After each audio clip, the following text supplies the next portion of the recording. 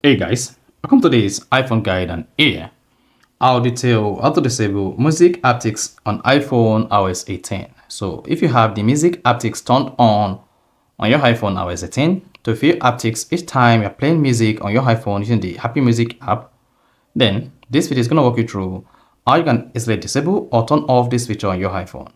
So if you're done with this, you found this offer informative, please don't forget to like and then subscribe. Now, to disable music haptics on iPhone iOS 18, all you just need to do is go ahead and open the settings app on your iPhone. On the settings app, just scroll down and click on accessibility. Now, under accessibility, scroll down the page, keep scrolling until you get to music haptics and then click on that. Once you selected that, locate music haptics here and then turn this off.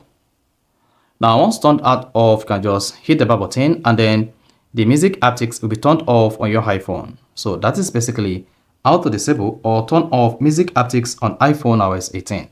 So if you found this offer informative, please don't forget to like and then subscribe.